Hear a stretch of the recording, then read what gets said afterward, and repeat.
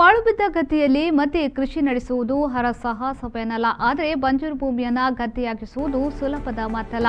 ಮುನ್ನಿತಡ್ಕದ ಅರಿಯಪಾಡಿ ಮಾಡಾದ ಗೆಳೆಯರ ಬಳಗ ಮಾಡದ ಮುಂಭಾಗದ ದಟ್ಟ ಕಾಡನ್ನ ಗದ್ದೆಯಾಗಿಸಿ ಭತ್ತ ಬೆಳೆಸುವ ಸಂಕಲ್ಪದೊಂದಿಗೆ ಸಾಹಸಿಕ ಶ್ರಮಭರಿತ ಕಾಯಕ ನಡೆಸಿದ ಗದ್ದೆಯಲ್ಲಿ ಚಿನ್ನದಂತಹ ಪೈರು ಲಭಿಸಿದೆ.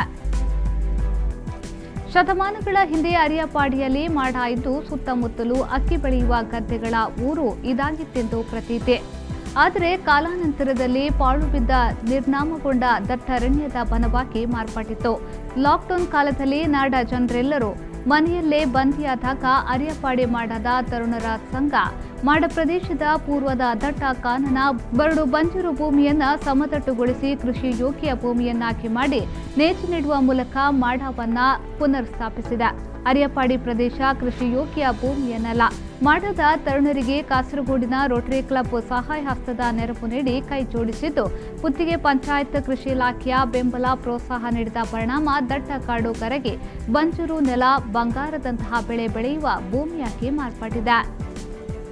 Y Mahalingeshwara Bhat, Kasaragod Rotary Club ಅಧ್ಯಕ್ಷ ಡಾಕ್ಟರ್ ಜನಾರ್ದನ್ ನಾಯಕ್ ಹಲವಾರು ಮಂದಿ ಈ ವೇಳೆ ಪಾಲ್ಗೊಂಡಿದ್ದರು.